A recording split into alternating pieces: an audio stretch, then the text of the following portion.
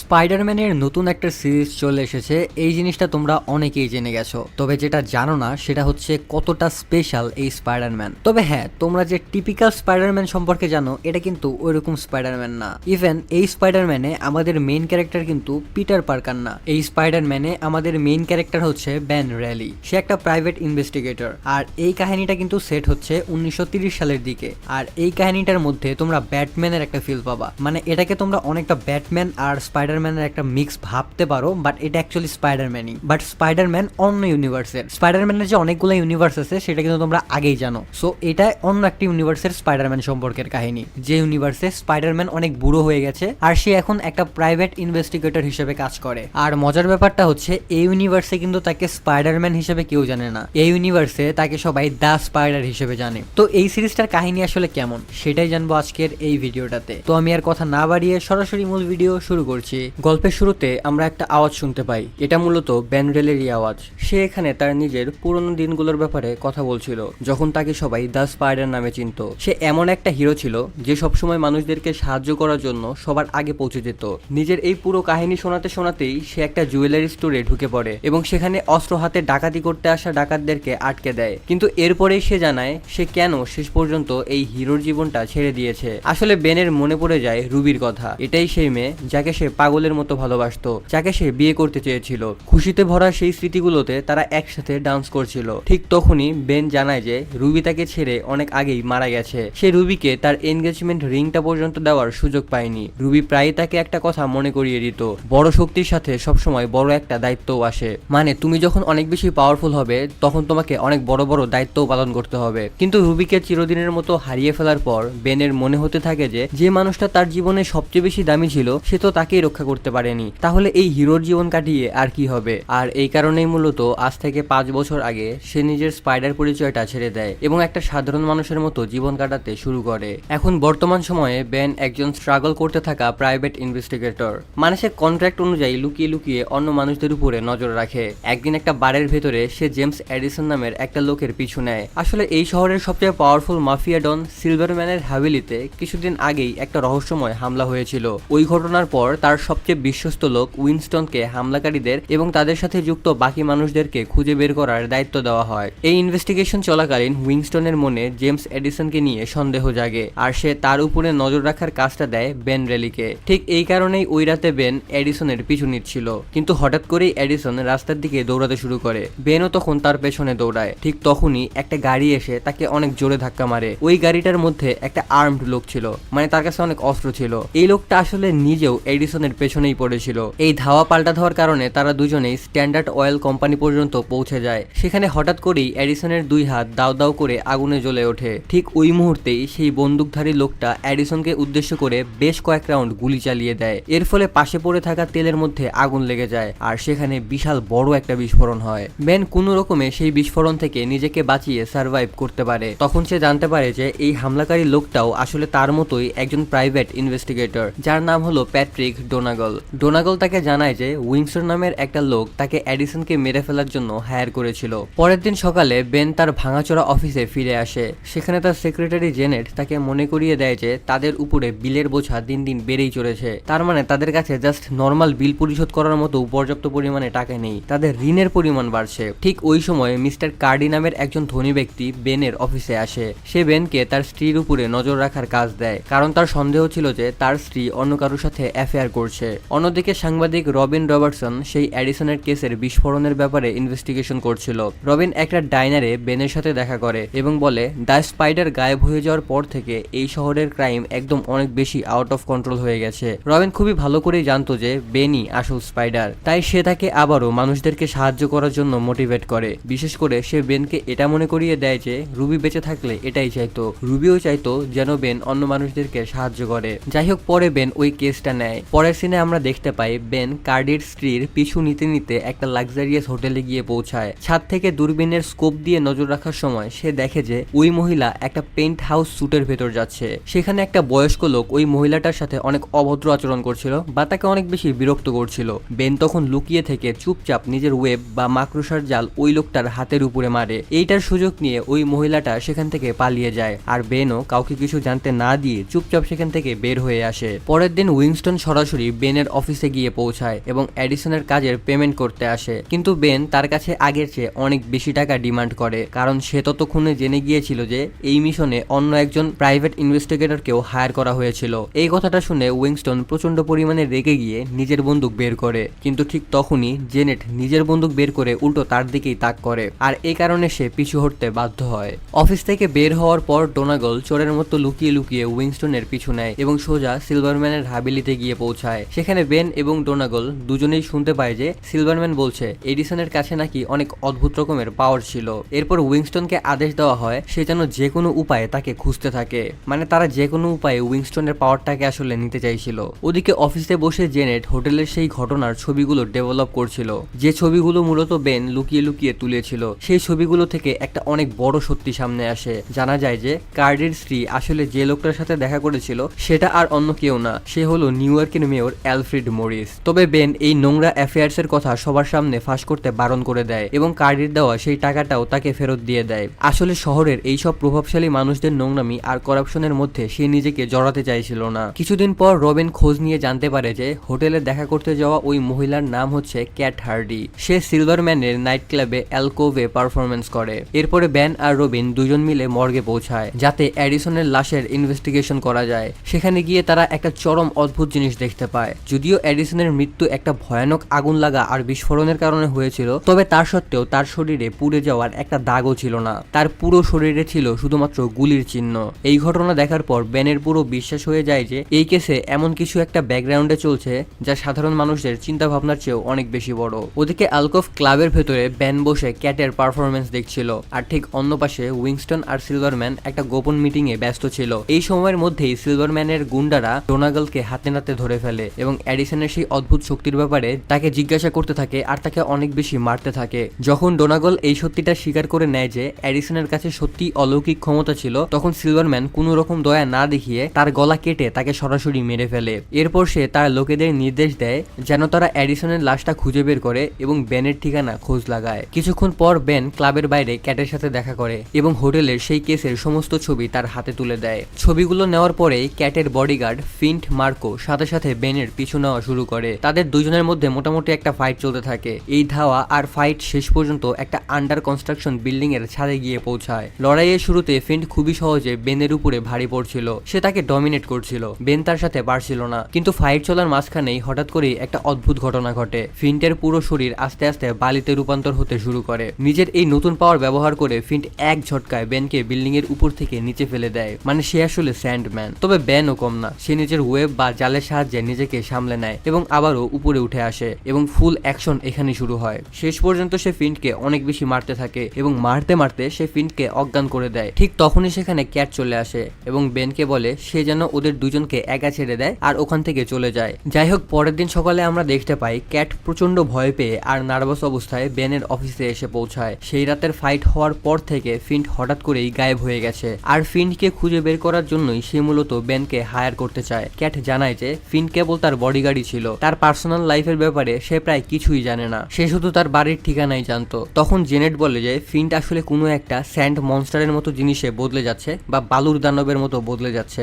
এই কথাটা শোনার পর ক্যাট একটা গোপন তথ্য ফাঁস করে। সে জানায় যে এই পরিবর্তনটা আসলে কয়েক মাস আগে থেকেই শুরু হয়েছিল এবং সময়ের সাথে সাথে তার শরীরের কন্ডিশন আরো অনেক বেশি খারাপ হয়ে যাচ্ছে। বেন তখন তার কাছে এই ব্যাপারে আরো ডিটেইলস জানতে চায়। তখন ক্যাট মুচকি হেসে বলে তুমি একটা ডিটেকটিভ, তাই বাকি সত্যিটা তোমার নিজেরই খুঁজে বের করা উচিত। এই কথাটা বলে সে সেখান থেকে চলে যায়। এরপরে বেন সরাসরি ফিন্টের অ্যাপার্টমেন্টের দিকে রওনা দেয়। অন্যদিকে জেনেট এই কেসটার ব্যাপারে আরো কিছু খবর জোগাড় করার জন্য সোজা পুলিশ স্টেশনে চলে যায়। ঠিক একই সময় সিলভারম্যান পোর্টে হতে চলা একটা কানাডিয়ান সাপ্লায়ারের ডিল নিয়ে উইংস্টনের সাথে মিটিং করছিল। উইংস্টন তাকে বুদ্ধি দেয় যে যতদিন না পর্যন্ত এই বিপদের আসল সোর্স খুঁজে পাওয়া যাচ্ছে ততদিন কোনো পাবলিক ইভেন্টে না যাওয়াই ভালো হবে। কিন্তু সিলভারম্যান ফুল অ্যালার্ট থাকা সত্ত্বেও নিজের প্ল্যান মাফিক এগিয়ে যাওয়ার সিদ্ধান্ত নেয়। কথাবার্তার মাঝখানে সে ফিন্টের কন্ডিশনের ব্যাপারেও মেনশন করে। সেই সাথে সে অর্ডার দেয় যেন বেনকে যে কোনো উপায়ে তার সামনে ধরে আনা হয়। প্রথমে উইংস্টন একটু ইতস্তত করছিল, কিন্তু শেষ পর্যন্ত সে রাজি হয়ে যায়। ওদিকে বেন সবার চোখ ফাঁকি দিয়ে লুকিয়ে ফিন্টের অ্যাপার্টমেন্টে ঢুকে পড়ে এবং চারপাশের জিনিসপত্র তল্লাশি করতে শুরু করে। খোঁজাখুঁজির সময় সে ফ্রান্স থেকে পাঠানো বেশ কিছু পোস্ট কার্ড খুঁজে পায়। তার সাথে সে একটা পুরনো আর্মির ছবিও পায় যেখানে ফিন্ট আর জেমস এডিসনকে একসাথে দাঁড়িয়ে থাকতে দেখা যাচ্ছে। এই প্রুফটা পাওয়ার হওয়ার পর এটা একদম জলের মতো পরিষ্কার হয়ে যায় যে ওদের দুজনের অতীতে কোনো না কোনো ভাবে একে অপরের সাথে কানেকশন ছিল। কিন্তু বেন এই বিষয়ে আরো গভীরে গিয়ে ইনভেস্টিগেশন করার আগেই উইংস্টন তার এক গুন্ডাকে সাথে নিয়ে সেখানে হঠাৎ করেই চলে আসে। বেন আর এক সেকেন্ডও সময় নষ্ট না করে দ্রুত একটা আলমারির ভেতরে গিয়ে লুকিয়ে পড়ে, আর ওদিকে উইংস্টন পুরো রুমের কোনায় কোনায় তল্লাশি চালাতে থাকে। তল্লাশি করার সময় হুট করেই উইংস্টনের নজর বেন এর ফেলে যাওয়া টুপিটার উপরে পড়ে এবং সে প্রায় তাকে ধরেই ফেলেছিল। কিন্তু ভাগ্য ভালো, আলমারির দরজা খোলার ঠিক আগ মুহূর্তেই সে সেখান থেকে চলে যায়, মানে বেন এবারের মতো বেঁচে যায়। কিছু সময় পর পুলিশ ডিপার্টমেন্টে থাকা জেনেটের একটা সোর্স ফিন্টের পুরো সব কুণ্ডলি বের করে ফেলে। জানা যায় ফিন্টের ছোটবেলা ব্রুকলিনে কেটেছে এবং ক্রাইম করার জন্য তাকে আগেও বেশ কয়েকবার অ্যারেস্ট করা হয়েছিল। এবার বেন মনে মনে ফিন্ট আর সিলভারম্যানের মধ্যেকার কানেকশন জোড়া লাগাতে শুরু করে। একই সাথে তার মনে এই সন্দেহ দানা বাঁধতে থাকে যে হয়তো ক্যাট এই এডিশনের ব্যাপারে কিছু একটা লুকাচ্ছে। আস্তে আস্তে এই পুরো কেসটা একটা বিশাল নেটওয়ার্ক আর গভীর ষড়যন্ত্রের রূপ নিতে শুরু করে। পরে বেন আবারও সেই অ্যালকোভ ক্লাবে পৌঁছায় যেখানে ক্যাট নিজের মতো পিয়ানো বাজাচ্ছিল। বেন সোজা গিয়ে ফিন্টের সেই আর্মির ছবি আর তার খুঁজে পাওয়া সমস্ত প্রুফ তার সামনের টেবিলের উপরে রেখে দেয়। ছবিটা দেখে ক্যাট স্বীকার করে নেয় যে সে জানতো ফিন্ট আগে একটা যুদ্ধ লড়াই করেছিল, কিন্তু ক্যাট এবার অ্যাডিসনকে চেনার কথা পুরোপুরি অস্বীকার করে নেয়। তখন বেন তাকে সোজাসুজি জানায় যে অ্যাডিসন অলরেডি মারা গেছে এবং তার মৃত্যু হয়েছে সিলভারম্যানের সাথে যুক্ত সেই আগুনের বিস্ফোরণের কারণে। সেই সাথে সে ক্যাটকে এটাও জানিয়ে দেয় যে এই ইনভেস্টিগেশনের সাথে যুক্ত থাকা আরও একজন প্রাইভেট ইনভেস্টিগেটরকেও কিন্তু খুন করা হয়েছে। বেন তাকে করা ওয়ার্নিং দিয়ে বলে যে এই ক্লাবের উপরে সিলভারম্যানের পুরো কন্ট্রোল আছে এবং তার হাত থেকে বেঁচে ফেরা এতটা সহজ না। কিন্তু ক্যাট একদম শান্ত থাকে। সিলভারম্যানের সাথে তার পার্সোনাল রিলেশন এই কেস থেকে একদমই আলাদা। তবে তার কথা বলার স্টাইল দেখে বোঝা যাচ্ছিল যে ক্যাট মূলত বেন আর বেনের আসল পরিচয় সম্পর্কে জানার জন্য অনেক বেশি কিউরিয়াস।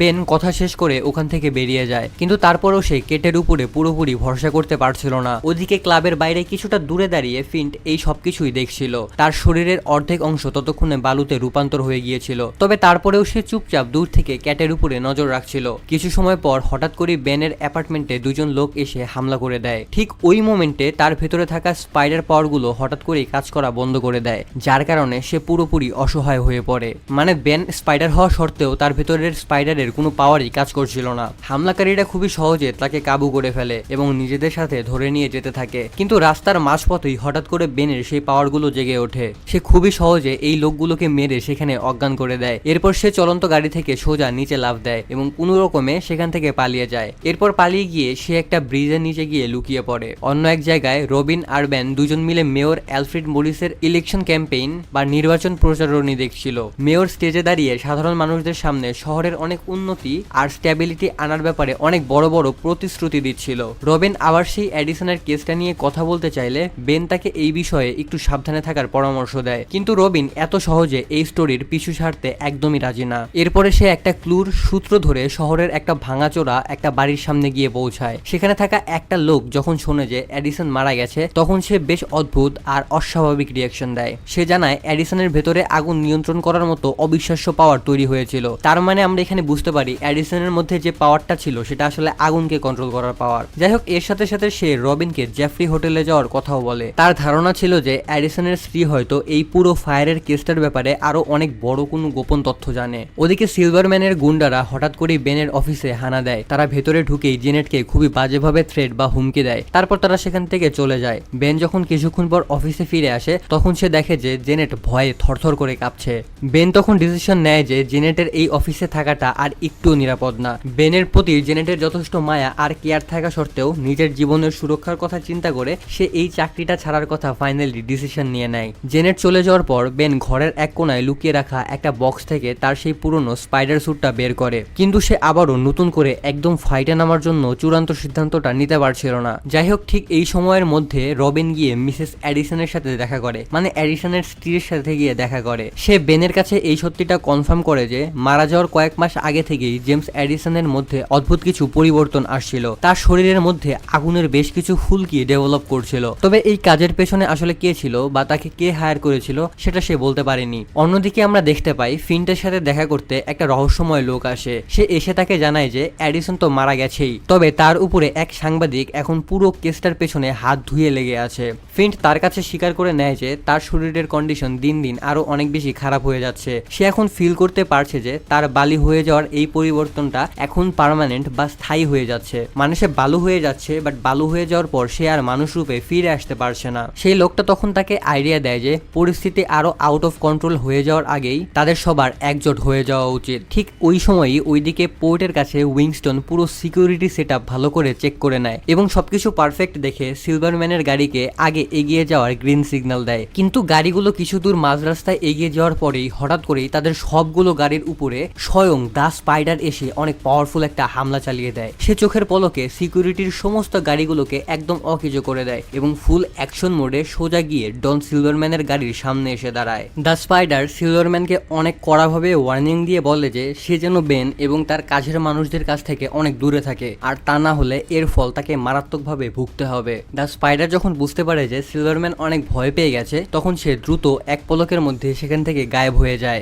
এরপরে আমরা দেখতে পাই রবিন সরাসরি বেনকে ফোন করে আর তাকে একটা খবর দেয়। সে জানায় যে পুলিশের পুরো অ্যাকশনটাই একদম ফ্লপ হয়ে গেছে, কারণ সিলভারম্যান নাকি ওই পোর্টে কোনোদিন পৌঁছায়নি। মানে হঠাৎ মাঝখানে দা স্পাইডারের হস্তক্ষেপ করার কারণে পুলিশের পুরো প্ল্যানটাই খেটে গেছে। মানে পুলিশ তো একটা প্ল্যান করেছিল যে যখন সিলভারম্যান ওই রাস্তা দিয়ে আসবে তখন তারা কিছু একটা করবে, কিন্তু দা স্পাইডার তো মাঝ রাস্তায় সেখানে চলে এসেছিল, এই কারণে পুলিশরা আর কিছুই করতে পারেনি। যাই হোক, পরের দিন সকালে বেন এসে রবিন আর জেনেটকে ভরসা দেয় যে সিলভারম্যানকে নিয়ে আর টেনশন করার কোনো কিছুই নেই, সে এখন আর কোনো বড় বিপদের কারণ হবে না। ঠিক তখনই রবিন একটা নতুন কথা শেয়ার করে। সে বলে যে অ্যাডিসনের স্ত্রী আসলে তাদের ধারণার চেয়েও অনেক বেশি কিছু জানতো। সে নাকি সেই পুরনো আর্মির ছবিতে ফিন্টের সাথে দাঁড়িয়ে থাকা রহস্যময় লোকটাকেও চিনে ফেলেছে। এই কথাটা জানার পরেই রবিন সেই নতুন ক্লুটার ইনভেস্টিগেশন করতে ওখান থেকে বেরিয়ে যায়। ওদিকে বেন তখন জেনেটকে একটা কাজ দেয়। সে বলে যে কোনো উপায়ে এটা খুঁজে বের করতে হবে যে অ্যাডিসন, ফিন্ট আর ওই রহস্যময় লোকটা কোনোদিন একই স্পেশাল মিলিটারি ইউনিটের পার্ট ছিল কিনা, মানে তারা মিলিটারিতে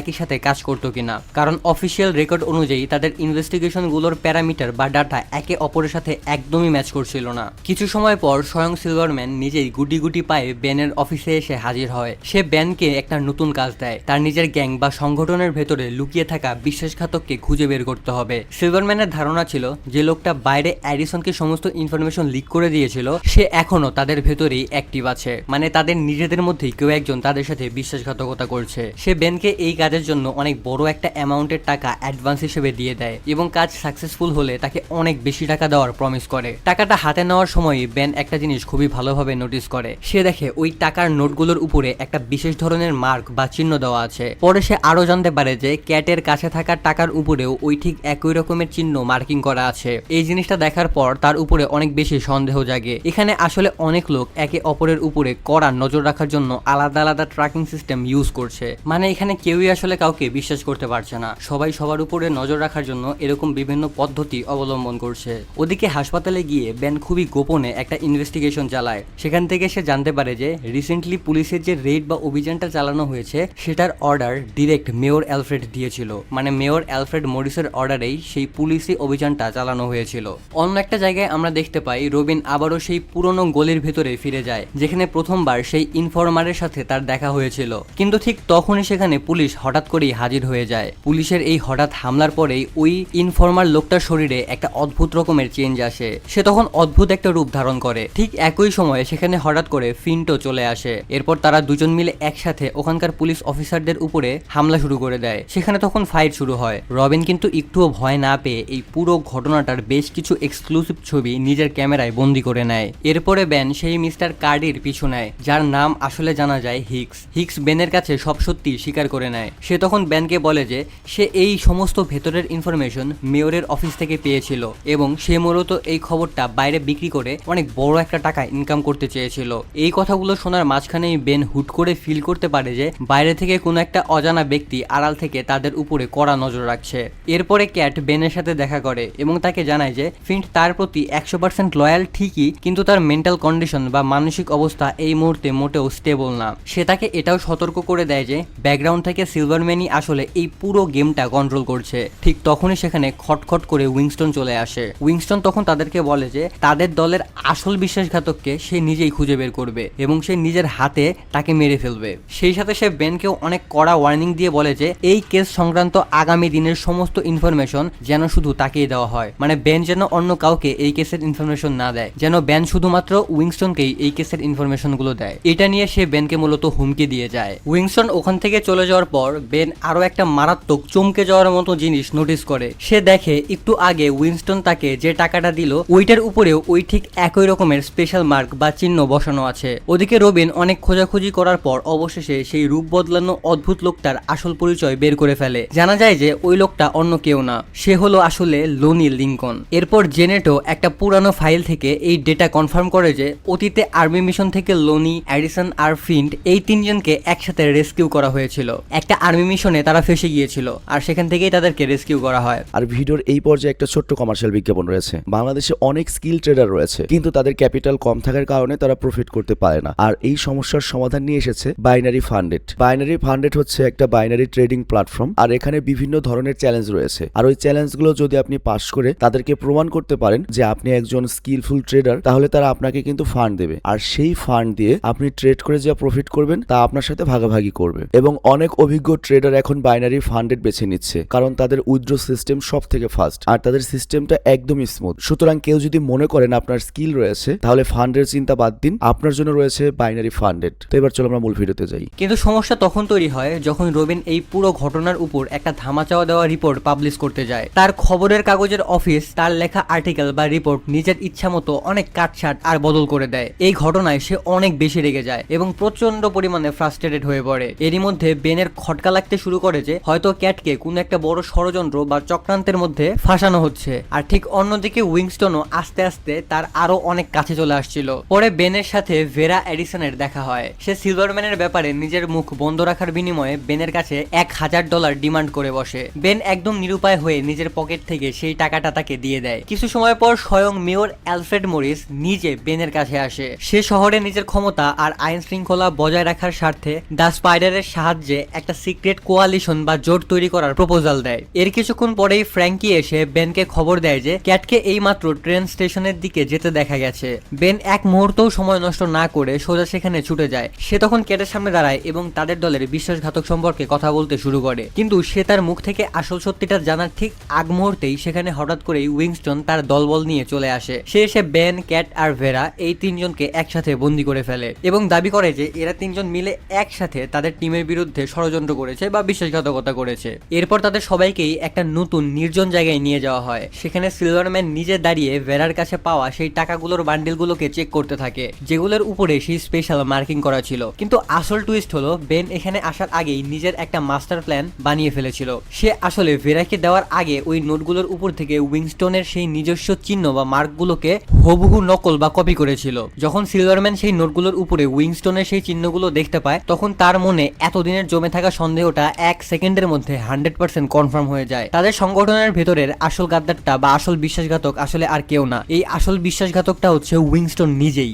নিজের জীবন বাঁচাতে তখন ভেরাও আর কোনো উপায় না দেখে দ্রুত সব দোষ উইংস্টনের ঘাড়ে চাপিয়ে দেয়। এরপরের মুহূর্তেই হঠাৎ একটা গুলির আওয়াজ শোনা যায় আর উইংস্টনকে ওখানেই স্পট ডেড করে মেরে ফেলা হয় এবং তার লাশটাকে একটা কবরের ভেতরে ছুঁড়ে ফেলা হয়। এরপরে সিলভারম্যান গম্ভীর গলায় বেনকে বলে সে যেন লাশটাকে মাটি চাপা দিয়ে তাকে একটু হেল্প করে। কিন্তু ঠিক তখনই হুট করে আরো একটা গুলি শব্দ বাতাসে ভেসে ওঠে। তবে এই জিনিসটা আমরা পরিষ্কারভাবে বুঝতে পারি না যে এই গুলিটা আসলে কার শরীরে লেগেছে বা কাকে উদ্দেশ্য করে এই গুলিটা করা হয়েছে। এরপরে সিন চেঞ্জ হয় আর আমরা দেখতে পাই ক্যাট আগের মতোই তার অ্যালকোভ ক্লাবে পারফর্ম করছে আর ঠিক অন্য পাশে বেন স্বয়ং সিলভারম্যানের সাথে বসে মদ খাচ্ছে। সিলভারম্যান তখন কথার ছলে কনফার্ম করে যে সে আগের রাতে যে লোকটাকে গুলি করে মেরেছিল সে ছিল জিও। তবে সে উইংস্টনকে নিয়ে বেনের সাজানো সেই বিশ্বাসঘাতকতার গল্পটাকে পুরোপুরি সত্যি হিসেবে মেনে নেয়। কিন্তু তা সত্ত্বেও তার মন বলছিল যে এই পুরো ঝামেলাটা এখনো পুরোপুরি মিটে যায়নি বা শেষ হয়নি। সে এবার সোজা পুলিশ চিফকে ধরে জিজ্ঞাসাবাদ করার একটা প্ল্যান বানাচ্ছিল, কারণ তার সন্দেহ ছিল যে তার নিজের গ্যাং বা সংগঠনের মধ্যে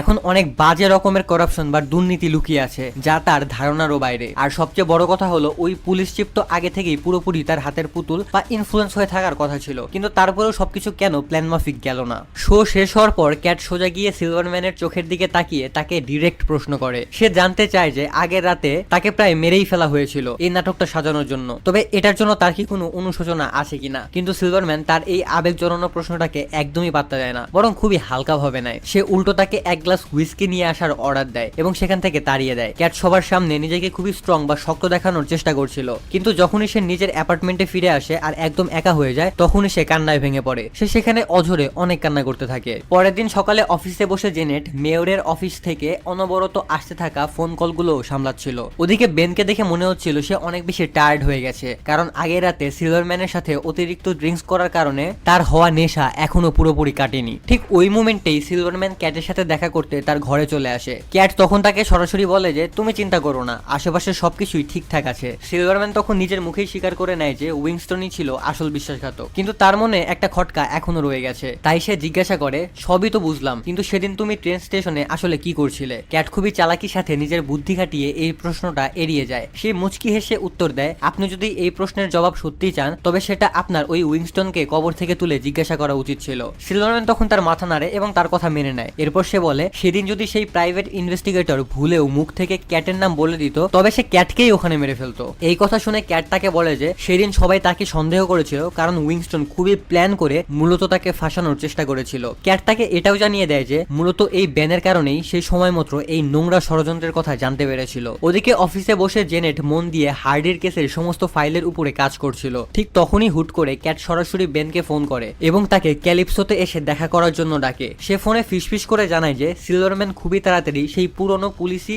রেইডের কেসটার ব্যাপারে আরো গভীরভাবে ইনভেস্টিগেশন শুরু করতে চলেছে। বেন তখন তাকে একটা সোজাসুজি প্রশ্ন করে বসে। সে তাকে বলে, তুমি আসলে মেইনলি কি কারণে সিলভারম্যানকে নিজের নিশানা বানানোর চেষ্টা করেছিলে? কেন তুমি সিলভারম্যানকে টার্গেট করেছিলে? কিন্তু ওই মোমেন্টে ক্যাটের চারপাশে অনেক লোক থাকার কারণে সে পরিষ্কারভাবে বলে দেয় এই গোপন কথা সে এখন বলতে পারবে না। তবে এই ব্যাপারে কথা বলা কিন্তু অনেক বেশি দরকারি ছিল। ক্যাট তখন ব্যানকে নিজের সাথে অন্য একটা জায়গায় নিয়ে যায়। সে তাকে নিয়ে একটা পুরনো থিয়েটারে এসে পৌঁছায়। এখানে সে পারফর্ম করতো যখন সিলভারম্যান তাকে বড় স্টার বানায়নি, মানে সে নিজের ক্যারিয়ারের শুরুর দিকে এখানেই পারফর্ম করতো। সে ব্যানকে খুলে বলে যে কিভাবে আস্তে আস্তে সিলভারম্যান তার পুরো জীবনের উপরে কন্ট্রোল নিয়ে নিয়েছে। শুরুর দিকে সে এই জিনিসটাকে একদমই রিয়েলাইজ করতে পারেনি, কিন্তু সময়ের সাথে সাথে সে এটা বুঝতে পারে। তখন সে এটাও বুঝতে পারে যে তার নিজের ফ্রিডম বলতে আর কিছুই নেই। সে আসলে মনে প্রাণে কোনোদিনও সিলভারম্যানের সাথে ছিল না। বাস্তব তো এটাই যে তার জীবনের প্রত্যেকটা ছোট বড় ডিসিশনই ওই সিলভারম্যানই নিত। এরপরে ক্যাট তার অতীতের একটা মারাত্মক পেইনফুল গল্প শোনায়। সে বলে যে তার লাইফে থমাস নামের একটা অনেক দয়ালু ডেন্টিস্ট এসেছিল।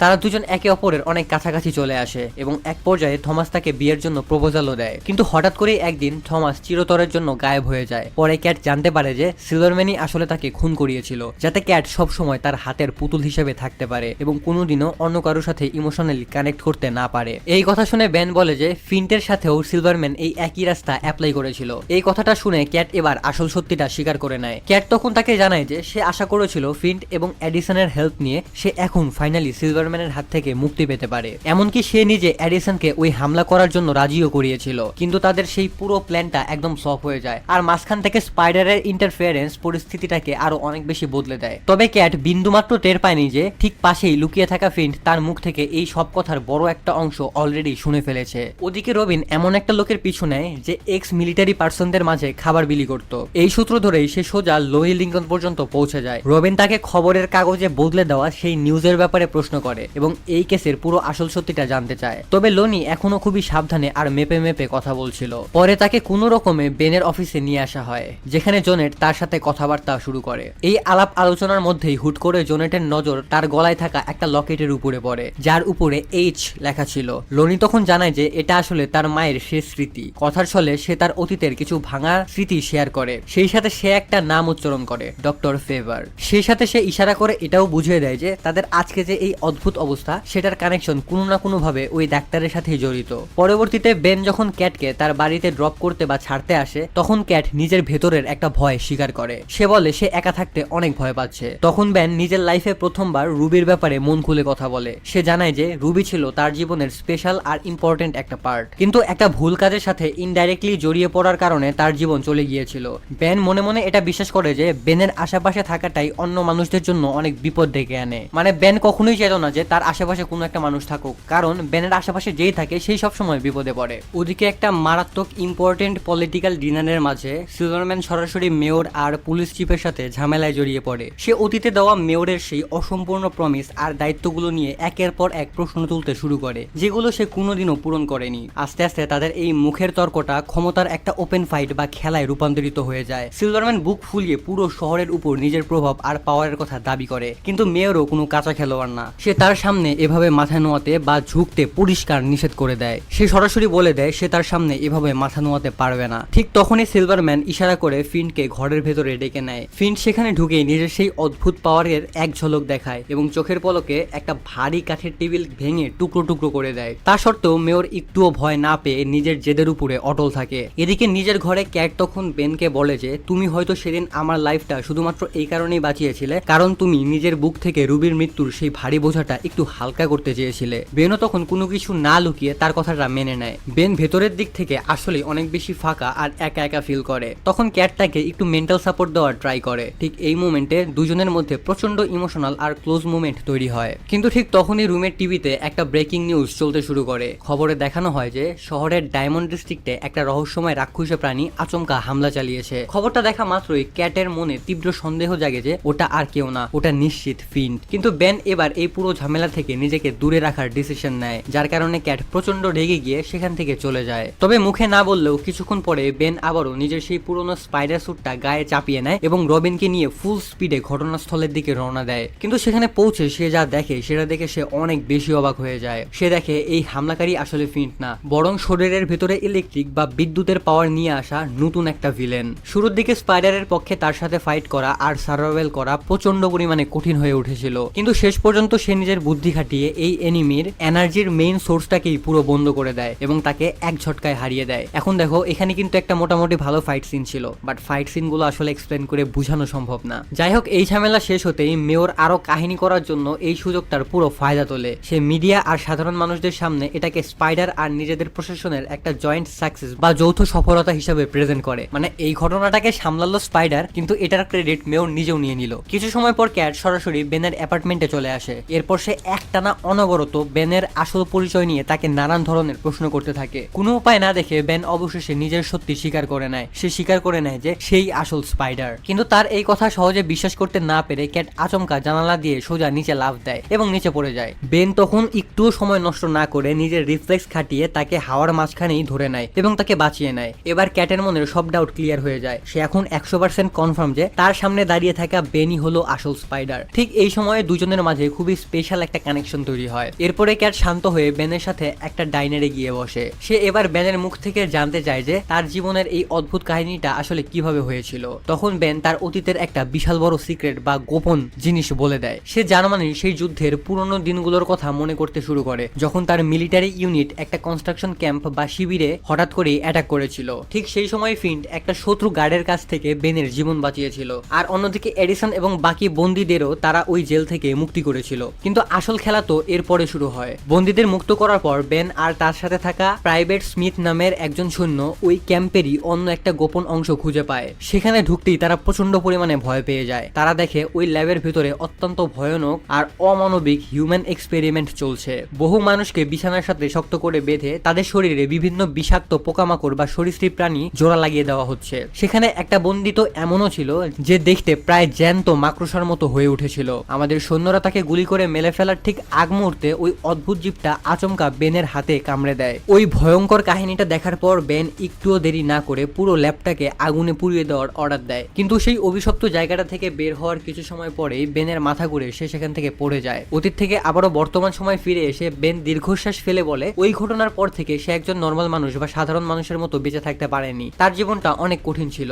সে নিজের ভেতরের অদ্ভুত পরিবর্তনগুলো লক্ষ্য করতে পারছিল। মানুষের মতো তার ব্যবহারগুলো ধীরে ধীরে চেঞ্জ হয়ে যাচ্ছিল। তার মধ্যে অদ্ভুত রকমের শক্তি আর হিংস্রতা জেগে উঠছিল। এই পুরো কাহিনী শোনার পর ক্যাটের মাথায় নতুন একটা বুদ্ধি আসে। সে রিয়েলাইজ করতে পারে যে হয়তো ফিন্টের ওই বালি হয়ে যাওয়ার অলৌকিক শক্তির কানেকশনও ঠিক ওই একই ল্যাবের নোংরা এক্সপেরিমেন্টের সাথেই জড়িত। বেন তখন মাথা নেড়ে স্বীকার করে নেয় যে সে আসলে ফিন্টের ওই কেসটা শুধু একটা সাধারণ ইনভেস্টিগেশন হিসেবে নেয়নি। সে মূলত এটা জানতে চেয়েছিল যে তাদের শরীরের এই অদ্ভুত চেঞ্জের ট্রিটমেন্ট বা চিকিৎসা আদৌ কি এই দুনিয়ায় করা সম্ভব কিনা। কারণ সেই 5 বছর আগে রুবির মৃত্যুর পর থেকে তার মনের ভেতরে একমাত্র সবচেয়ে বড় ইচ্ছা এটাই ছিল যে যেন সে আবারও কোনো একদিন সাধারণ রক্ত মাংসের মানুষ হয়ে বেঁচে থাকতে পারে। সে আসলে এত পাওয়ারফুল হতে চায় না, এগুলোকে তার অভিশাপ মনে হয়। অন্যদিকে রবিন সোজা গিয়ে খবরের কাগজের অফিসে বসে থাকা রবার্ট ওয়াল্টার্সের মুখোমুখি হয়ে দাঁড়ায়। সে পরিষ্কার ভাষায় হুমকি দিয়ে বলে যে তার এই স্টোরি সে তখনই ছাপতে দিবে যখন সে একটাও শব্দ চেঞ্জ না করে হুবহু এটাকে পাবলিশ করা হবে। সেই সাথে ফিন্ট আর লোনির ব্যাপারে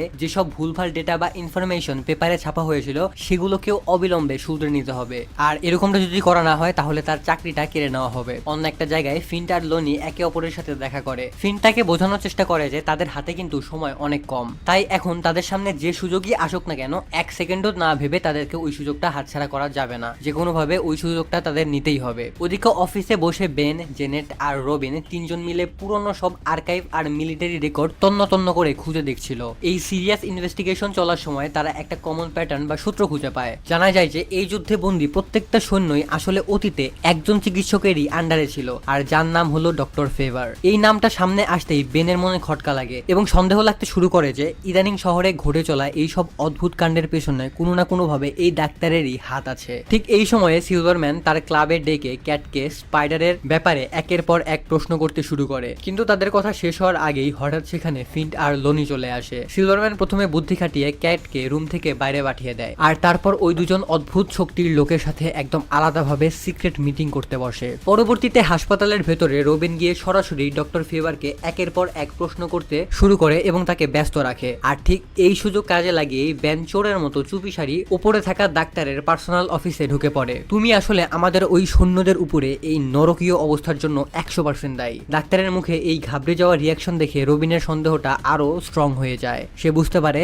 এই ডাক্তারের এক্সপেরিমেন্টের কারণেই এইসব হয়েছে। ওদিকে উপরে থাকা বেন নিজের মিশনে সাকসেসফুল হয় এবং রোগীদের অত্যন্ত গুরুত্বপূর্ণ সিক্রেট ফাইল চুরি করে। তারপর সে ওখান থেকে বাইরে বের হয়ে আসে, কিন্তু তার কপাল খারাপ ছিল। রুম থেকে বের হওয়ার ঠিক আগ মুহূর্তেই ফেভারের অ্যাসিস্ট্যান্ট অগডেন তাকে চিনে ফেলে। সে তখন 1 সেকেন্ডের মধ্যে চিনে ফেলে যে এটাই ছিল সেই শত্রুদের হাত থেকে মুক্তি করা সেই সাহসী সৈনিক, মানে যে সৈনিকটা তাদেরকে ওই বন্দিদশা থেকে মুক্ত করেছিল, এটাই আসলে সে ছিল। অন্য এক জায়গায় লোকাল পুলিশ স্টেশনে হানা দিয়ে ফিন্ট আর লোনি মিলে লকআপে বন্দি থাকা লিডনকে কাস্টাডি থেকে জোর করে ছাড়িয়ে নিয়ে যায়। আর জেল থেকে মুক্ত হতেই এই লিডন রাগ সামলাতে না পেরে যে ডিটেকটিভ তাকে এতক্ষণ ধরে জেরা করছিল তাকে ওখানেই মেরে ফেলে। সে নিজের ভেতরের ওই ভয়ঙ্কর ইলেকট্রিক বা বিদ্যুতের পাওয়ার ব্যবহার করে তার অস্তিত্ব একদম শেষ করে দেয়। কিছু সময় পর চুরি করা ওই ফাইলগুলো স্টাডি করে বেন একটা হাড়হিম করা সত্যি জানতে পারে। জানা যায় যে ওই বন্দি সৈন্যদের উপরে অতীতে মারাত্মক রেডিও অ্যাক্টিভ বা তেজস্ক্রিয় পদার্থের মাধ্যমে এক্সপেরিমেন্ট চালানো হয়েছিল, যার সাইড ইফেক্টে তাদের শরীরের জিন চিরদিনের জন্য ড্যামেজ হয়ে গেছে বা বদলে গেছে।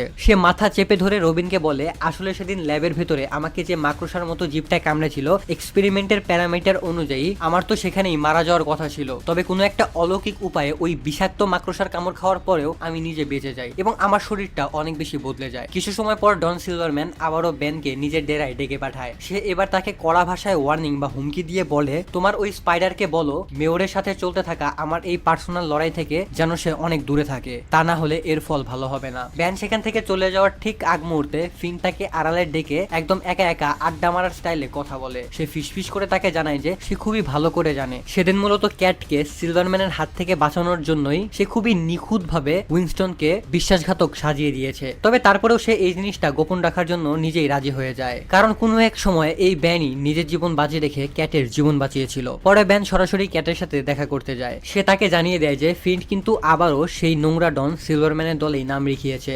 সেই সাথে সে তাকে এটাও বুঝিয়ে বলে যে ওই ডক্টর ফেভারের এই ভুয়া চিকিৎসা কোনোদিনও তাদের উপকারী আসবে না। যতদিন তারা এই অদ্ভুত পাওয়ারগুলো ব্যবহার করবে ততদিন কিন্তু তারা ধীরে ধীরে মৃত্যুর দিকে এগিয়ে যাবে। এই ভয়ানক সত্যিটা জানার পর বেন ক্যাটের সামনে একটা লাইফ চেঞ্জিং প্রপোজাল দেয়। সে তার 2 হাত চেপে ধরে বলে, চলো এই নোংরা নিউ ইয়র্ক শহর থেকে আমরা চিরদিনের মতো চলে যাই এবং অন্য কোনো একটা জায়গায় সেটেল করি। সেখানে গিয়ে আমরা একদম নিজেদের মতো করে থাকতে পারবো। পরের দিন সকালে বেন তার এই লাইফের বড় ডিসিশনটার কথা সেক্রেটারি জেনেটকে খুলে বলে। জেনেট একজন সত্যিকারের বন্ধুর মতো তাকে মোটিভেট করে এবং নিজের মনের কথা শুনে এগিয়ে যাওয়ার পরামর্শ দেয়। ওদিকে ওখানকার অন্য একটা রুমে ক্যাটও বেনের সাথে চলে যাওয়ার জন্য নিজের জিনিসপত্র প্যাক করতে শুরু করে, কিন্তু ঠিক তখনই হঠাৎ করে সেখানে লোনি চলে আসে। সে ক্যাটকে জোর করে ফিন্টের সাথে দেখা করানোর জন্য নিজের সাথে নিয়ে চলে যায়। ওদিকে ল্যাবের ভেতরে পুরো সত্যিটা জানতে পেরে ফিন্ট, ডন সিলভারম্যান আর মারা যাওয়া উইনস্টন দুজনের উপরেই অনেক বেশি রেগে গিয়েছিল। প্রচন্ড রাগের মাথায় হাতাহাতি চলার সময়ও ওখানকার ছাদ থেকে একটা বিশাল ভারী লোহার বিম হঠাৎ করেই নিচের দিকে খসে পড়তে শুরু করে এবং ক্যাট প্রায় সেটার নিচে চাপা পড়ে মরে যেতে নিচ্ছিল,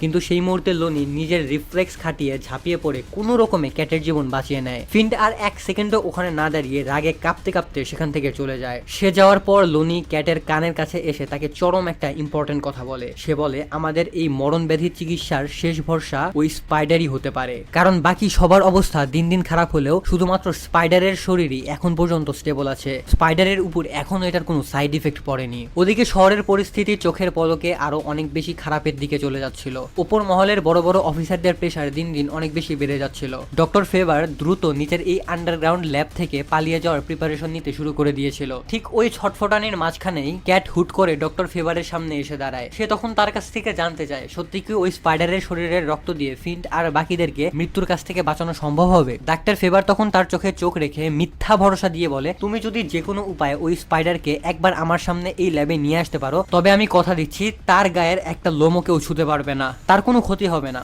নিজের প্রিয় বন্ধু ফিন্ডকে বাঁচানোর জন্য ক্যাট তার কথা বিশ্বাস করে এবং সে স্পাইডারের আসল আইডেন্টিটি তাকে বলে দেয়। ডক্টর ফেভার তখন 1 সেকেন্ডের মধ্যে জেনে যায় যে যে এই শহরকে এতদিন ধরে প্রোটেক্ট করছে আর যে হলো তার সবচেয়ে বড় শত্রু, মানে ওই স্পাইডারটা হচ্ছে স্বয়ং বেন রেলি। অন্যদিকে এই সব বেইমানের কথা বিন্দুমাত্র না জেনে বেন মন থেকে নিউ ইয়র্ক ছেড়ে ক্যাটের সাথে চলে যাওয়ার ফুল প্রিপারেশন নিচ্ছিল। সে নিজের ঘরে বসে গুনগুন করে গান গাইতে গাইতে সুটকেসে নিজের জামা কাপড় গোছাচ্ছিল আর নতুন একটা জীবনের সুন্দর স্বপ্ন নিজের চোখে দেখছিল। কিন্তু সে ঘর থেকে বের হওয়ার আগ মুহূর্তেই তার ঘরে অগডেন চলে আসে। শুরুর দিকে বেন তাকে একদমই চিনতে পারছিল না, তখন অগডেন তাকে পুরনো সেই যুদ্ধের দিনগুলোর কথা মনে করিয়ে দেয়। সে বলে, সেদিন যুদ্ধক্ষেত্রে আমার মুখের এই সব দাগগুলোর কারণে তোমরা সবাই আমাকে ভালোবেসে ফ্রেকলস বলে ডাকতে। তোমার কি মনে পড়ছে? লোকটার বয়স অফিসিয়ালি রেকর্ড অনুযায়ী মাত্র 36 ছিল ঠিকই, কিন্তু তার শরীরটা দেখে মনে হচ্ছিল সে 80 বছরের কোনো একটা বুড়ো। আসলে তার শরীরের মধ্যে ভয়ঙ্কর জিনগত বা ডিএনএ এর বিকৃত ঘটেছিল, যে কারণে তার শরীরের বয়স অনেক বেশি বেড়ে গিয়েছিল। অগডেন তখন বেনের সামনে হাত জোড় করে বলে যে ডক্টর ফেভার আসলে দিনরাত এক করে তাদের জীবন বাঁচানোর আপ্রাণ চেষ্টা করছে।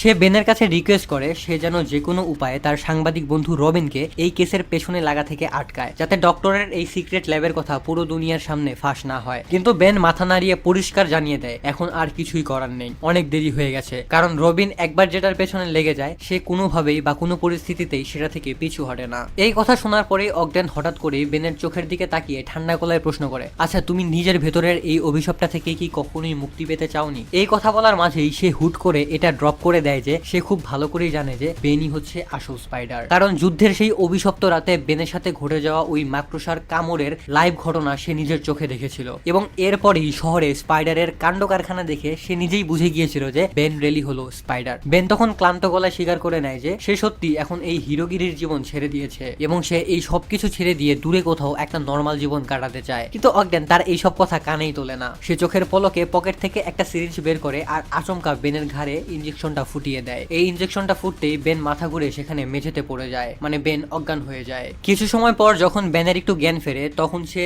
চোখ পিটপিট করে তাকায় এবং দেখে তার হাত পা বাঁধা অবস্থায় ডক্টর ফেভারের সামনে তাকে বন্দি করে রাখা হয়েছে। ডক্টর ফেভার তার সামনে হেসে তাকে পরিষ্কার জানিয়ে দেয় যে সে তার মাকড়সা হওয়ার আসল পরিচয়টা খুবই ভালোভাবেই জেনে গেছে, মানে ডক্টর ফেভারও জানে যে সেই আসল স্পাইডার। এই কথা বলেই সে বেনের শরীর থেকে রক্ত আর জিন নিয়ে বা ডিএনএ নিয়ে ল্যাবের মেশিনে ফেলে সেটাকে পরীক্ষা নিরীক্ষা করা শুরু করে। বেন চেয়ারে বাঁধা অবস্থাতেই তাকে থ্রেট দেওয়ার চেষ্টা করে, কিন্তু ডক্টর ফেভার তখন প্রাউডলি দাবি করে যে আমার উদ্দেশ্য কিন্তু তোমার কোনো ক্ষতি করা না, আমি শুধু আমার মরতে বসা এই সমস্ত সৈন্যদের ঠিক করতে চাই। তাদের সাইড ইফেক্টের পরিমাণ অনেক বেশি বেড়ে গেছে, আমি চাই যেন তারা সুস্থ হয়ে যায়। ঠিক যখন ওই পাশে দাঁড়িয়ে অগডেন ল্যাবের বড় বড় জটিল মেশিনগুলোর সেটআপ রেডি করছিল, ঠিক তখনই ওষুধের ঘরে বেনের চোখের সামনে তার অতীতের দিনে সেই সব ভয়ঙ্কর স্মৃতিগুলো ভেসে উঠতে শুরু করে। তার মনে পড়ে যায় সেই অভিশপ্ত রাতে ল্যাবের ভেতরে ওই জিপটা কামড়ানোর পর কিভাবে তার কবজি থেকে আচমকা আঠালো মাকড়সার জাল বা ওয়েব বের হতে শুরু করেছিল। চারপাশের যে কোনো জিনিসে হাত ছোঁয়ালেই তার হাতের তালুর সাথে চুম্বকের মতো সবকিছুই আটকে যেত আর তার শরীরের ভেতরে প্রত্যেকটা সেকেন্ডেই অনেক হাই ভোল্টের কারেন্টের ঝটকা লাগতো। আর ওদিকে মিলিটারির বড় বড় ডাক্তারেরা লুকিয়ে আড়াল থেকে এই সমস্ত শারীরিক পরিবর্তনের উপরে কড়া নজর রাখছিল। ডক্টর ফেভার তখন বেনের কানের কাছে এসে ফিসফিস করে বলে যে ওই আর্মিরা মূলত তোমাদের উপরে এক্সপেরিমেন্ট করে তোমাদের দিয়ে বায়ো ওয়েপন বানাতে চেয়েছিল, কিন্তু আমার একমাত্র উদ্দেশ্য হলো ওই যুদ্ধের পর বেঁচে যাওয়া সৈন্যদেরকে জীবনে বাঁচিয়ে রাখতে। আমি চাই না তোমরা আর এই নরক যন্ত্রণা ভোগ করো, আমি তোমাদের চিকিৎসা করে তোমাদেরকে বাঁচিয়ে তুলতে চাই। সে বেনের সামনে আরো একটা বড় ফ্যামিলি সিক্রেট বা গোপন কথা ফাঁস করে দেয়। এই অগডেন আসলে আর কেউ না, এই অগডেন হচ্ছে তার নিজের আপন ছেলে। আর এই ছেলেকে অতীতে সে একবার হারিয়ে ফেলেছিল আর সে এখন কোনোভাবেই তার ছেলেকে আর হারাতে চায় না। তার ছেলেকে বাঁচাতেই সে এই যুদ্ধে নেমেছে বা এই মিশনে নেমেছে, মানে তার আসল উদ্দেশ্য হচ্ছে যে কোনো ভাবে তার ছেলেকে বাঁচিয়ে রাখা। ফেভার কথার শেষে এটাও যোগ করে যে বেনের এত প্রিয় আর বিশ্বস্ত ক্যাটি তার নিজের বন্ধু ফিনকে বাঁচানোর জন্য তার কাছে এসেছিল এবং বেনের আসল পরিচয় ফাঁস করে দিয়েছিল। এই কথাটা শোনা মাত্রই বেন অনেক বেশি অবাক হয়ে যায়। এটা শুনে তার অনেক বেশি খারাপ লাগে। সে রিয়েলাইজ করতে পারে যে মেয়েটাকে সে নিজের চেয়েও বেশি ট্রাস্ট করেছিল সেই ক্যাটি মাঝখান থেকে তার সাথে বিশ্বাসঘাতকতা করেছে। ক্যাটি ফেভারের কাছে তার আসল পরিচয়টা বলে দিয়েছে। এর পরপরই সে বেনকে আরো একটা কড়া ডোজের ওষুধ দিয়ে ঘুম পাড়িয়ে দেয়। এরপরে ডক্টর ফেভার বেনের শরীরের উপরে অনেক ভয়ঙ্কর কিছু এক্সপেরিমেন্ট চালিয়ে যায়। অজ্ঞান অবস্থায় বেন চোখ করে অনেক বেশি ভয়ঙ্কর দুঃস্বপ্ন দেখতে শুরু করে। সে স্বপ্নে দেখতে পায় সেই আর্মির ডাক্তাররা জ্যান্ত অবস্থায় তার শরীর থেকে চামড়া কেটে কেটে নিচ্ছে। এরপর তার চামড়ার মধ্যে তার অনেক বিষাক্ত মাকড়সা ঢুকিয়ে দিচ্ছে, যে মাকড়সাগুলো তার শরীরের ভেতরে গিয়ে কিলবিল করছে। তার মাথায় বারবার ঘুরপাক খেতে থাকে সেই পুরনো লাইফ চেঞ্জিং মুভমেন্ট, যখন সেই ল্যাবের মাকড়সার মতো কুৎসিত জীবটা তাকে প্রথমবারের মতো কামড়েছিল। শুধু তাই না, স্বপ্নের শেষ প্রান্তে গিয়ে সে দেখতে পায় তার ভালোবাসার মানুষটাকে। তার সেই ভালোবাসার মানুষ রুবিও এখন অনেক কুৎসিত একটা রাক্ষসের রূপ নিয়েছে এবং তাকে মারার জন্য তার দিকেই তেড়ে আসছে। সে স্বপ্নের মধ্যে এইসব ভয়ঙ্কর জিনিস দেখে মানসিকভাবে অনেক বেশি ভেঙে পড়ছিল। শেষমেশ ডক্টর ফেভার অনেক পরীক্ষা নিরীক্ষার পর বেনের রক্তের মধ্যে এমন একটা বিশেষ উপাদান খুঁজে বের করতে পারে যার সাহায্যে একটা পারফেক্ট অ্যান্টিডোট বানানো সম্ভব হয়। এই নতুন ওষুধটা সে সবার প্রথমে নিজের ছেলে অগডেনের শরীরে পুশ করে। ইনজেকশনটা দেওয়ার সাথে সাথেই শুরুর দিকে তার শরীর অনেক বাজেভাবে রিয়াক্ট করতে শুরু করে, কিন্তু মিরাকেলের মতো কিছুক্ষণের মধ্যেই তার ঝুলে যাওয়া বুড়ো চামড়া টান টান হয়ে যায় আর সে আবারও আগের মতো ইয়াং হয়ে যায়। নিজের চোখের সামনে ছেলের এই ম্যাজিক্যালি সুস্থ হয়ে যাওয়া দেখে ডক্টর ফেভার অনেক বেশি খুশি হয়ে যায়। শেষ পর্যন্ত নিজেদের এই মরণ ব্যাধির পারফেক্ট চিকিৎসা খুঁজে পাওয়ায় মা আর ছেলে একে অপরকে জড়িয়ে ধরে আবেগে কাঁদতে থাকে। কিন্তু তাদের এই সুখের মুহূর্ত বেশিক্ষণ স্থায়ী হয় না। ডক্টর ফেভার খুব ভালো মতোই রিয়ালাইজ করতে পারে যে এখন আর কোনোভাবেই ব্যানকে জীবিত রাখা যাবে না। ওদিকে ওপর মহল থেকে বড় বড় অফিসার আর পুলিশদের ঘেরাও দিন দিন তাদের ল্যাবের আরো অনেক বেশি কাছাকাছি চলে আসছিল। মানে পুলিশরা তো এই ল্যাবটাকে সিজ করে দিতে চাইছিল। সে আর কোনো পরিস্থিতিতেই নিজের ছেলেকে দ্বিতীয়বারের মতো হারাতে চায় না। সে কোনোভাবেই এই রিস্কটা নিবে না। এইটা ভেবে সে অনেক ঠান্ডা মাথায় বেনের দিকে বন্দুক তাক করে। যদিও পাশে দাঁড়িয়ে থাকা অগডেন তাকে আটকায় আর তাকে বলে এই ম্যাটারটা সে নিজেই হ্যান্ডেল করে নিবে। ওদিকে শরীর চরম দুর্বল থাকা সত্ত্বেও বেন চুপচাপ আড়ালে নিজের মাকড়সার জাল ব্যবহার করে কাছের আলমারির উপর থেকে ওই চাবিটা ধীরে ধীরে নিজের দিকে নিয়ে আসে এবং এক ঝটকায় নিজের হ্যান্ডকাফ খুলে ফেলে। রুম থেকে বের হওয়ার কিছুক্ষণ পরেই অগডেন তাকে খুঁজে পায়, কিন্তু সবাইকে অবাক করে দিয়ে এইবার সে বেনের কোনো ক্ষতি করার বদলে উল্টো তাকে পালাতে হেল্প করতে চায়। সে বেনের সামনে হাত জোড় করে তাকে বলে তুমি এখান থেকে পালিয়ে যাও, কিন্তু প্লিজ আমার মাকে কোনো আঘাত করো না। ঠিক এই ইমোশনাল কথাবার্তার মাঝেই ল্যাবের বাইরে হঠাৎ করেই সিলভারম্যানের লোকজন চলে আসে। সেই সাথে এখানে ফিন্ট, লোনি আর লিডেনও ফাইট করার উদ্দেশ্যে চলে আসে। বেন এক সেকেন্ডে পুরো সিনটা বুঝে যায়। সে রিয়ালাইজ করে যে তার সাংবাদিক বন্ধু রবিন অলরেডি খবরের কাগজে সেই এক্সক্লুসিভ স্টোরিটা পাবলিশ করে দিয়েছে আর সেই নিউজের সূত্র ধরেই এই সিক্রেট ল্যাবের ঠিকানা এখন ওপেনলি সবার কাছে চলে গেছে। অগডেন তখন নিজের জীবনের তোয়াক্কা না করে ব্যানকে ল্যাবের পেছনের রাস্তা দিয়ে বাইরে বের হয়ে যেতে হেল্প করে এবং নিজের মাকে বাঁচানোর জন্য আবারও ভেতরের দিকে ছুটে যায়। নিচে আন্ডারগ্রাউন্ড ল্যাবের মধ্যে ঢুকে সিলভারম্যান ডক্টর ফেভারকে বাধ্য করে তাদের বাকি পেশেন্টদেরকে দেখানোর জন্য।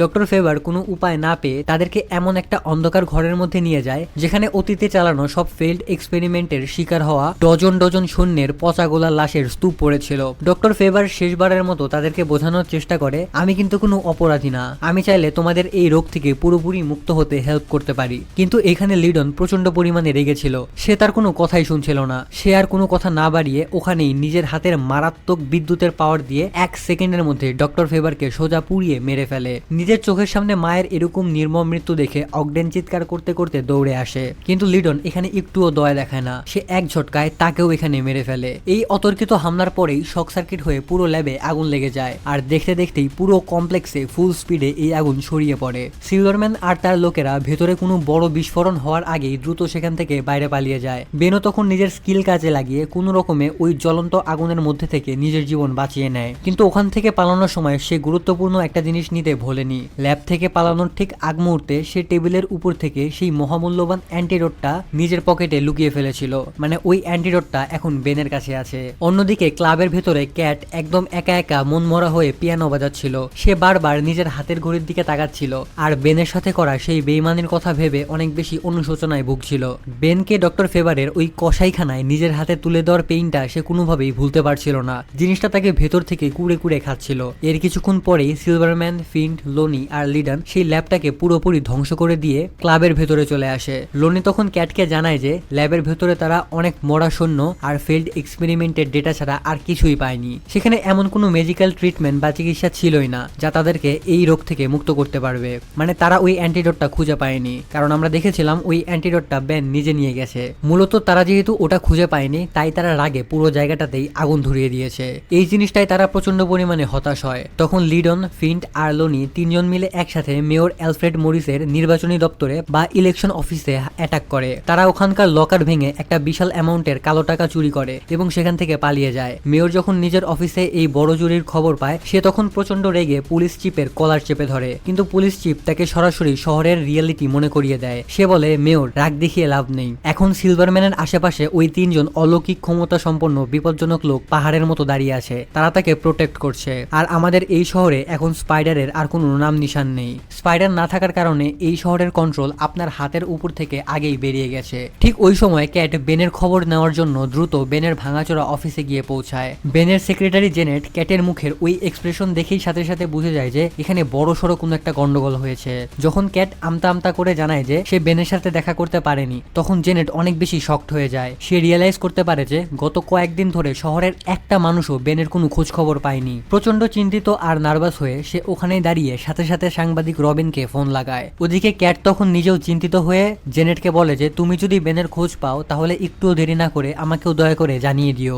অন্য এক জায়গায় শহরের একটা সস্তা বারের একটা কোনায় বেন একা একা বসে মদ খাচ্ছিল। ক্যাটের করা ওই বেইমানির কথা সে একটুও বলতে পারছিল না। সে ভেতর থেকে একদম ভেঙে পড়েছিল। ঠিক তখনই বারে বসে থাকা কিছু লোক টিভিতে নিউজের ক্লিপ দেখে স্পাইডারকে নিয়ে অনেক বাজে বাজে কথা বলতে থাকে। তারা স্পাইডারকে নিয়ে অনেক বেশি মস্করা করতে থাকে।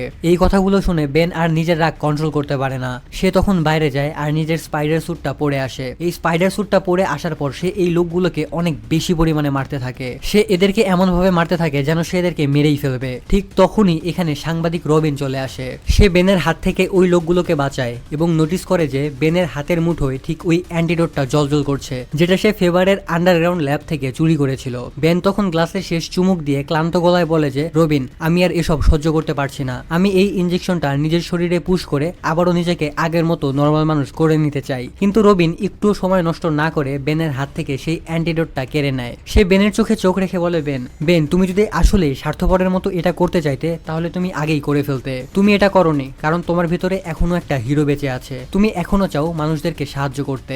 এরপরে তারা দুজনে একসাথে বারের বাইরে একটা শান্ত জায়গায় গিয়ে বসে এবং কথা বলতে শুরু করে। আড্ডার মাঝখানেই বেন খুবই ভারী গলায় নিজের মনের সমস্ত কষ্ট একসাথে বলতে থাকে। সে বলে, যে মেয়েটাকে আমি নিজের চেয়েও বেশি ভালোবেসেছিলাম সেই ক্যাট আজকে আমাকে অনেক বড়ভাবে ধোঁকা দিয়েছে। সে আমার সাথে বিশ্বাসঘাতকতাটা কিভাবে করলো। রবিন একজন সত্যিকারের বন্ধুর মতো তাকে সান্ত্বনা দেয় এবং তার এই কষ্টটা ফিল করতে থাকে। কিন্তু সে তাকে শহরের বর্তমান পরিস্থিতির কথাও মনে করিয়ে দেয়। সে তাকে বলে, আমি তোমার কষ্টটা বুঝতে পারছি, কিন্তু বাস্তব এটাই, এই শহরের অসহায় মানুষদের এখনো তোমার মতো একজন স্পাইডারের দরকার। তুমি একমাত্র পারো এই শহরের মানুষদের সব দুঃখ দুর্দশা দূর করতে।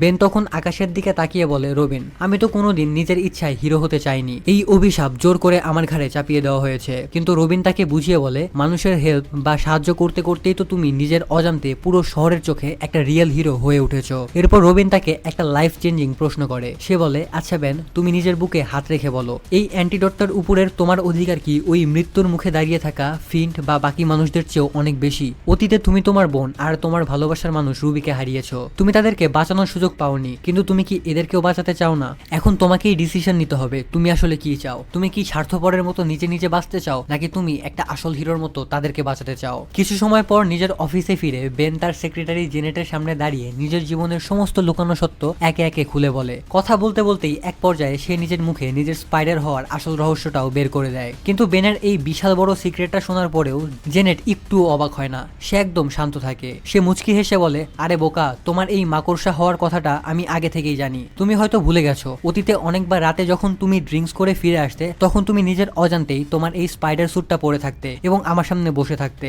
আমি আগেই জানতাম যে তুমি আসলে সেই স্পাইডার। তবে আমি এটা জানা সত্ত্বেও আমি এটাকে গোপন করেছিলাম। আমি কাউকে কিছুই বলিনি। আমি জানতাম তোমার লাইফ অলরেডি অনেক টেনশন আর ঝামেলায় ভরা। আমি এটাও জানতাম তোমার এই সিক্রেট জানলে তুমি শান্তিতে ঘুমাতে পারবে না, তাই আমি এটা আর কাউকেই বলিনি। নিজের এই কষ্টের দিনে এরকম একটা ভালো মানুষ পেয়ে বা এরকম একটা ভালো বন্ধু পেয়ে বেন আর নিজের চোখের পানি আটকে রাখতে পারে না। সে সেখানে কান্না করে দেয়। ওদিকে সিন শিফট হয় আর আমরা দেখতে পাই ক্যাট ক্লান্ত পায়ে নিজের অ্যাপার্টমেন্টের ভেতরে গিয়ে ঢুকছে। কিন্তু রুমে পা রাখতেই সে দেখে ঘরের অন্ধকারের মাঝে ফিন্ট আগে থেকেই সেখানে ওত পেতে বসে তার জন্য অপেক্ষা করছে। ফিন্ট তখন খুবই ইমোশনাল আর ভাঙা গলায় ক্যাটকে বলে, ক্যাট, তুমি আমার এই পুরো লাইফটা একদম বদলে দিয়েছিলে। আমার মতো একটা কুৎসিত আর অপরাধী মানুষকেও যে এই দুনিয়ার কোনো মেয়ে সত্যি সত্যি ভালোবাসতে পারে এটা আমি স্বপ্নেও বিশ্বাস করতে পারিনি। ক্যাট তখন তার দুটো হাত শক্ত করে ধরে আর কেঁদে বলে, ফিন্ট, আমি তোমাকে সত্যি মন থেকে ভালোবাসতাম আর আমি এখনো তোমাকে মন থেকেই ভালোবাসি। ফিন্ট তখন ক্যাটের চোখের ওই পানি দেখে তার কথা একদম মনে প্রাণে বিশ্বাস করে নেয়। কিন্তু তার মনের ভেতরে একটা মারাত্মক কষ্ট লুকানো ছিল।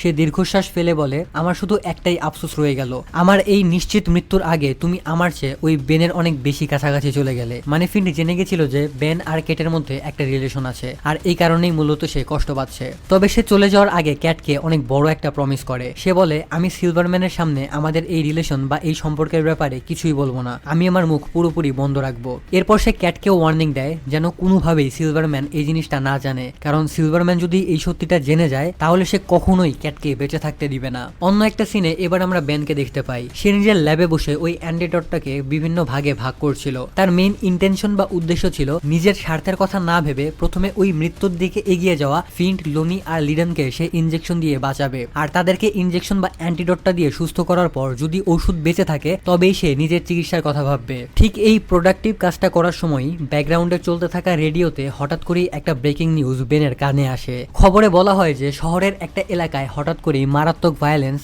ছড়িয়ে পড়েছে আর চারপাশ অলমোস্ট যুদ্ধক্ষেত্র হয়ে গেছে। চারিদিকের এই চরম বিশৃঙ্খলা আর ক্যাওসের মাঝে সাংবাদিক রবিন নিজের জীবন বাজি রেখে স্পটে গিয়ে লোনিকে সামনাসামনি বোঝানোর অনেক চেষ্টা করে। আসলে লোনি এই সবকিছু করছিল, সে হাত জোর করে তাকে বলে এই ক্রাইমগুলো যেন কোনোভাবে সে বন্ধ করে, সে যেন এই খারাপ রাস্তা ছেড়ে দেয়। কিন্তু লোনি এখানে কিছু বলার আগেই হঠাৎ করেই এখানে স্পাইডারম্যান চলে আসে এবং এখানে এসে ফাইট শুরু করে দেয়। দুজনের মধ্যে এখানে অনেক ভয়ঙ্কর একটা ফাইট শুরু হয়ে যায়। আমি এখানে বারবার স্পাইডারম্যান বলছি, এখানে তো দ্য স্পাইডার হবে। স্পাইডার লড়াই করার মাঝখানেই বারবার নিজের পকেট থেকে সেই অ্যান্টিডোটের সিরিঞ্জটা বের করে লোনির শরীরের মধ্যে পুশ করার চেষ্টা করতে থাকে। কিন্তু সমস্যাটা হলো এই এক্সপেরিমেন্টের কারণে লোনির গায়ের চামড়া অলমোস্ট পাথরের মতো শক্ত হয়ে গিয়েছিল।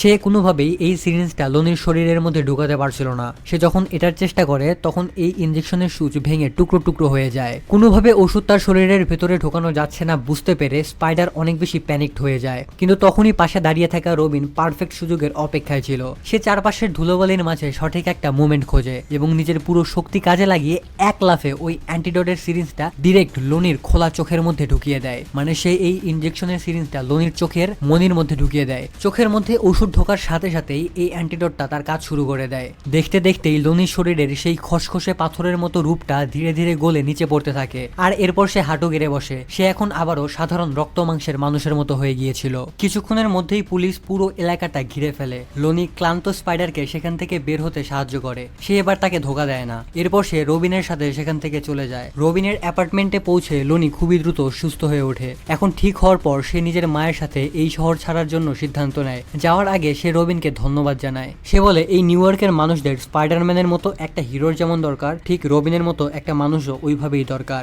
রাত শেষ না হতেই মেয়র আর সিলভারম্যান দুজনেই ওই ঘটনার খবর পেয়ে যায়। খুবই দ্রুত পুরো শহরে এই খবর ছড়িয়ে পড়ে যে স্পাইডারম্যানের কাছে একটা অ্যান্টিডোট আছে যা সবকিছু বদলে দিতে পারে। এটা শুনে মেয়র আর সিলভারম্যান দুজনেই একই সিদ্ধান্তে পৌঁছায়। তাদের সবার আগে যে কোনোভাবে বেন রেলিকে খুঁজে বের করতে হবে। সিলভারম্যান যাওয়ার পরপরই ক্যাট লুকিয়ে একটা ফোন কল করে। সে কারোর সাথে দেখা করার ব্যবস্থা করে। কিছু সময় পর জেনেট থিয়েটারে এসে পৌঁছায় এবং ক্যাটের সাথে দেখা করে। সে তাকে বেনকে ডক্টর ফেবারের হাতে তুলে দেওয়ার জন্য দায়ী করতে থাকে। ক্যাটও তখন নিজের সাফাই গাইতে থাকে। সে বলে সে এই সবকিছু শুধুমাত্র ফিন্টকে বাঁচানোর জন্য করেছিল। তার ভরসা আছে যে সে যদি ফিন্ট লিডনকে বাঁচাতে সাহায্য করতে পারে তবে বেন তাকে মাফ করে দিবে, কারণ সেই একমাত্র কোনো সন্দেহ ছাড়া এই দুজনকে বাঁচাতে পারতো বা এই দুজনের কাছাকাছি যেতে পারতো। ওদিকে অফিসে জেনেট পুলিশ ডিপার্টমেন্ট থেকে খবর পায় শহরের প্রত্যেকটা ছোট বড় পুলিশদেরকেই বেনকে খুঁজে বের করার অর্ডার দেওয়া হয়েছে। সে দ্রুত তখন রবিনের অ্যাপার্টমেন্টে গিয়ে পৌঁছায়। সেখানে বেন নিজের ফুল পাওয়ার ফিরে আসার জন্য ওয়েট করছিল। মানে বেনের কাছে এখন ওই স্পাইডারের ফুল পাওয়ার ছিল না।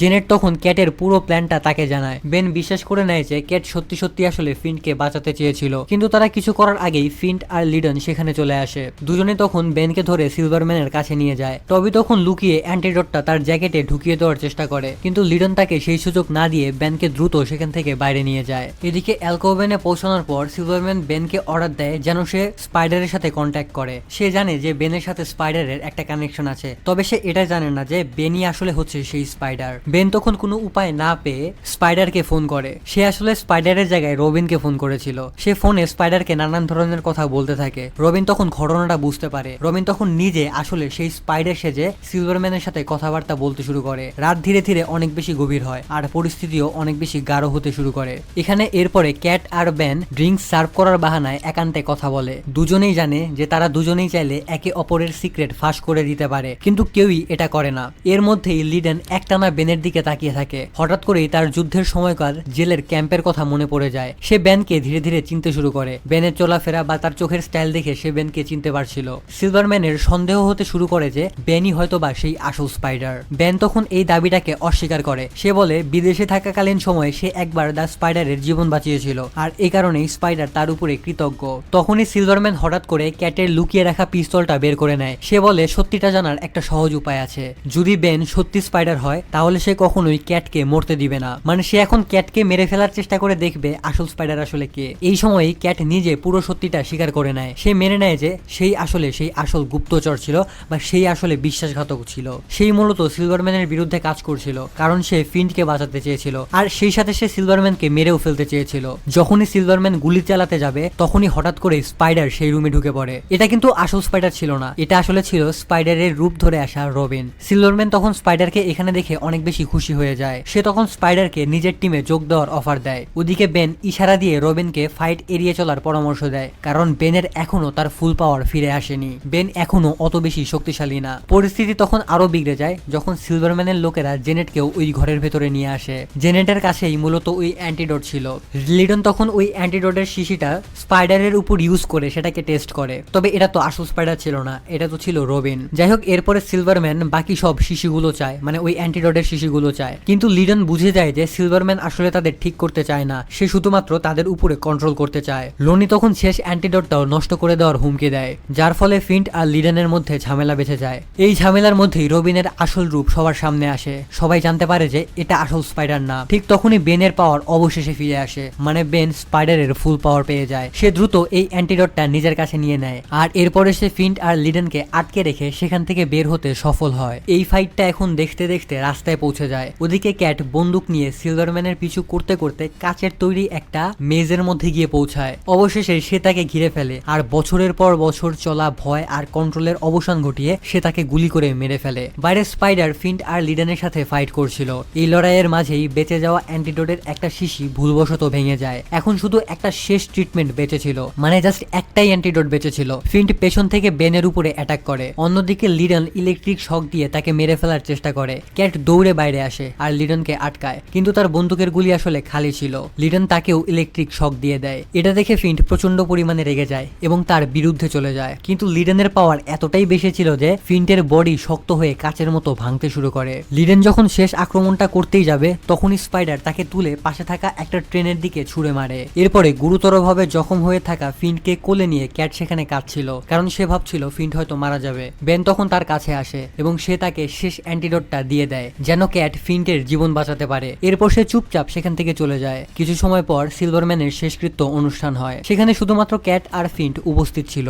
বেনও শুধুমাত্র কিছুক্ষণের জন্য সেখানে যায়। ফিন্ট তখন তাকে তার সাহায্য করার জন্য তাকে ধন্যবাদ জানায়। ক্যাটও তখন স্বীকার করে নেয় যে জীবনের কোনো একটা সময় হয়তো সে সত্যি বেনকে ভালোবাসতো। বেন তখন মজা করে বলে যে তুমি যখন ফিন্টকেই পছন্দ করেছিলে তখন কেন আমার জীবনে এসেছিলে। এই কথাটা শুনে ক্যাট কিছুটা রেগে যায় এবং তাকে জাহান্নামে যেতে বলে। এরপরে ক্যাট বেনকে রেখে ফিন্টের সাথে সেখান থেকে চলে যায়। অন্যদিকে মেয়র অ্যালফ্রেড এই ফাইটে জিতে অনেক বেশি সেলিব্রেট করছিল। ওদিকে আমাদের সাহসী সাংবাদিক রবিন ক্রাইম দুনিয়া কাঁপাতে নিজের একটা নতুন নিউজ পেপার তৈরি করে, হারলেম হেরাল্ড। এদিকে আমরা দেখতে পাই জেনেট অফিসিয়ালি এবার বেনের অফিসে যোগ দিয়েছে, মানে সে এবার ফুল টাইম বেনের পার্টনার হয়ে গেছে।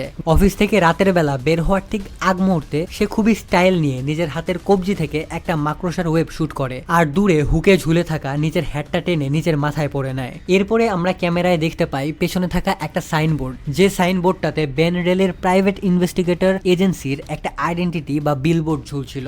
আর এই বিলবোর্ডটাই এখন থেকে হবে বেন রেলের এই ইনভেস্টিগেশন এজেন্সির পরিচয়। সো এখানেই মূলত স্পাইডারম্যান নো এর সিরিজটা শেষ হয়ে যায়। সিরিজটা তোমাদের কাছে কেমন লাগছে সেটা অবশ্যই কমেন্টে আমাকে জানিয়ে দিও। এই সিরিজে কিন্তু আমরা ডিফারেন্ট টাইপের স্পাইডারম্যানকে দেখলাম। এটা যদি অনেক শর্ট সামারি আকারে তোমাদের ফাইনালি বুঝিয়ে দেই তাহলে হচ্ছে একটা এক্সপেরিমেন্টের কারণে কয়েকটা মানুষ অনেক অদ্ভুত পাওয়ার পেয়ে যায়। এর মধ্যে আমাদের মেইন ক্যারেক্টার বেন রেলিও ছিল। সেই সাথে এখানে আমরা একটা মাফিয়া ডনকেও দেখতে পাই যার নাম ছিল সিলভারম্যান। সিলভারম্যান আরো অলৌকিক পাওয়ার বা সুপার পাওয়ার পাওয়া মানুষদেরকে নিজের কন্ট্রোলে নিয়ে এই পুরো শহরটাকে কন্ট্রোল করতে থাকে। তো বেন রেলি মূলত যে কোনো ভাবে তাদের কাছ থেকে এই শহরকে বাঁচায় ওই সমস্ত মানুষ যারা অলৌকিক পাওয়ার পেয়েছিল, যে পাওয়ার কারণে তাদের শরীর নষ্ট হয়ে যাচ্ছিল এবং তারা মারা যেত, সেই অভিশপ্ত পাওয়ারের হাত থেকে তাদেরকে বাঁচায় এবং তাদেরকে আবারও স্বাভাবিক মানুষ বানিয়ে দেয়। তো এটাই ছিল মেইনলি এই স্পাইডারম্যান নো এর কাহিনী। সো ভিডিওটা তোমাদের কাছে কেমন লাগছে সেটা অবশ্যই আমাকে জানিয়ে দিও। আজকের মতো আমি এখানেই বিদায় নিচ্ছি। ভালো থাকো, সুস্থ থাকো, আল্লাহ হাফেজ। গাইস, বিদায়ের আগে আবারও মনে করিয়ে দিচ্ছি আমাদের ওয়েবসাইটের কথা। আমাদের যে ওয়েবসাইটটা রয়েছে স্যাবেসন, সেটা একবার অন্তত তোমরা ঘুরে এসো। কোনো কিছু করতে হবে না, কিভাবে আমরা ইমপ্রুভ করতে পারি, কি পণ্যগুলো আনলে ভালো হয়। মানে আমরা তো লাইক এ ফ্যামিলি, অনেক বছর একসাথে রয়েছি, তো আমাকে জাস্ট পরামর্শ দাও কিভাবে আমি এটাকে আরো আপগ্রেড করতে পারি, আরো ভালো করতে পারি। এবং তোমাদের মধ্যে যদি কেউ আগ্রহ থাকো যে আমাদের সাথে বিজনেস করবে বা এই ওয়েবসাইটে তোমার প্রোডাক্ট উঠাবে, তাহলে আমার যে সেলস ম্যানেজার অনেক রয়েছে তার সাথে যোগাযোগ করো, তাহলে তোমার প্রোডাক্টও তুমি এই ওয়েবসাইটে বিনামূল্যে লিস্ট করতে পারবে। তো বিদায় নিচ্ছি আমি।